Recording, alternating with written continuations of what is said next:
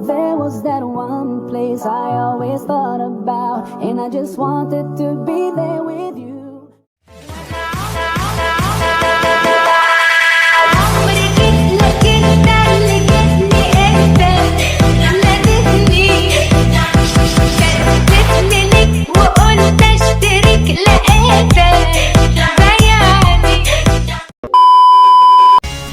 Halo semua, kami dari kelompok 2 akan menjelaskan tentang akulturasi budaya Islam berupa seni bangunan. Yang pertama yaitu seni bangunan masjid. Masjid dalam bahasa Arab berasal dari bahasa Aramik sajadah yang artinya merebahkan diri untuk bersujud ketika sholat atau sembahyang. Berdasarkan hadis Sahih Al-Bukhari, Nabi Muhammad SAW menyatakan, bumi ini dijadikan bagiku untuk masjid atau tempat sholat dan alat pensucian atau buat tayamum, dan di tempat mana saja seseorang dari umatku mendapat waktu sholat, maka sholatlah di situ. Menurut pengertian hadis tersebut, agama Islam memberi pengertian secara universal terhadap masjid. Artinya, kaum muslim leluasa beribadah sholat di berbagai tempat yang bersih. Meski begitu, tetap dirasa perlu mendirikan bangunan khusus yang disebut masjid sebagai tempat peribadatan umat Islam. Bangunan masjid-masjid kuno di Indonesia mempunyai ciri-ciri antara lain. Yang pertama, atap berupa tumpang atau bersusun. Semakin ke atas, semakin kecil. Tingkat paling atas berbentuk limas. Jumlah tumpang selalu ganjil atau gasal, 3 atau 5. Atap demikian disebut meru. Atap masjid biasanya masih diberi puncak atau kemuncak yang disebut mustaka.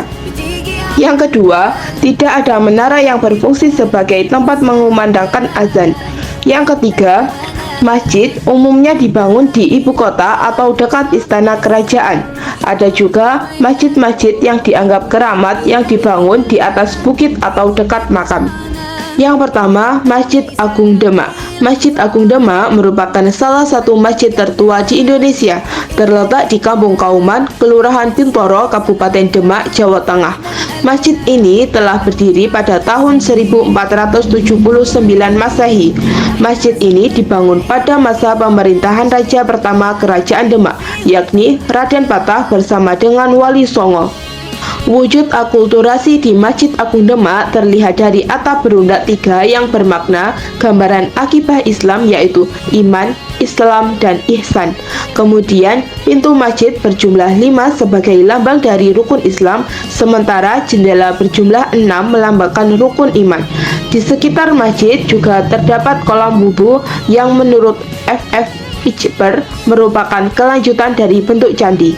Kedua, Masjid Menara Kudus. Masjid Menara Kudus terletak di Kudus, tepatnya di Desa Kauman, Kecamatan Kota.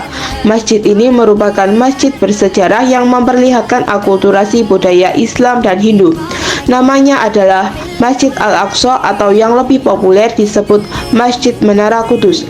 Masjid ini dibangun pada tahun 1549 Masehi oleh Sunan Kudus.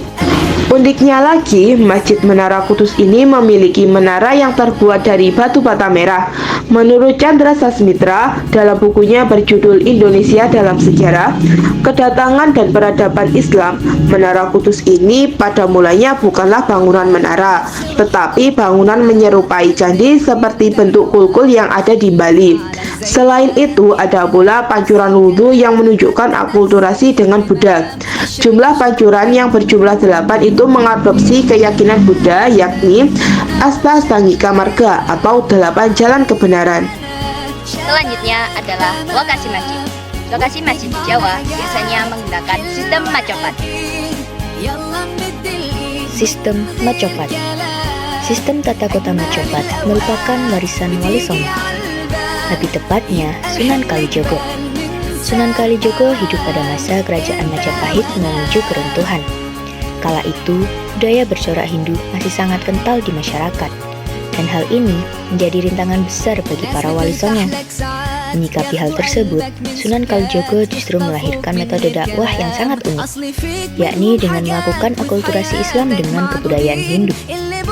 Metode seni dakwah yang terkesan sinkretis ini pun nyatanya sangat efektif. Sistem ini dinamakan Mocopat karena landscape pusat kota ini berbentuk segi empat yang mewakili 4 penjuru mata angin.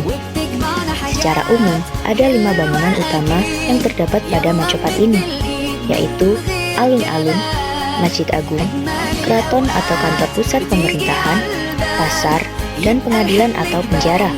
Yang kedua adalah makam. Makam berasal dari kata makam dalam bahasa Arab yang berarti tempat berdiri. Makam adalah tempat tinggal, kediaman, bersemayam yang merupakan tempat persinggahan terakhir manusia yang sudah meninggal dunia.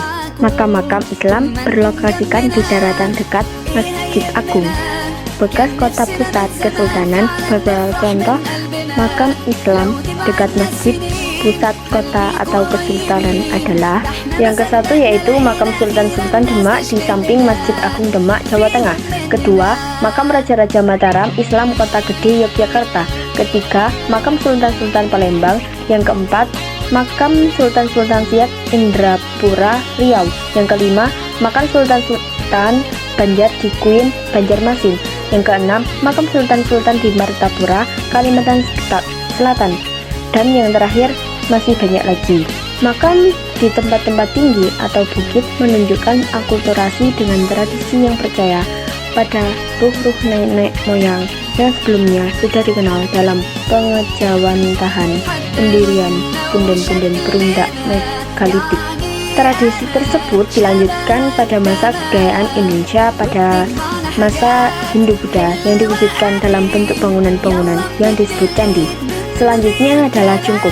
Cungkup adalah bangunan persegi dengan atap yang berguna untuk menaungi sesuatu, seperti makam, prasasti, papan nama, dan lain-lain.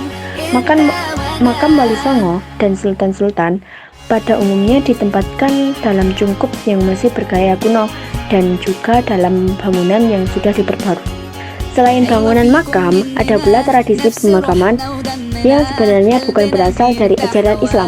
Beberapa tradisi pemakaman bukan ajaran Islam yang menunjukkan bentuk akulturasi adalah: 1. Jenazah dimasukkan ke dalam peti. Pada zaman kuno ada peti batu, kubur batu, dan lainnya.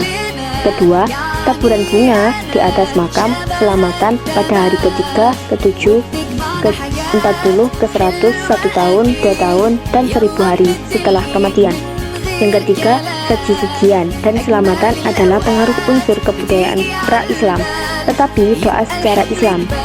Yang terakhir adalah memperkuat kuburan dengan bangunan dan waktu setelah 1000 hari kematian yang disebut kijing atau jirat dan mengganti nisan dengan nisan batu.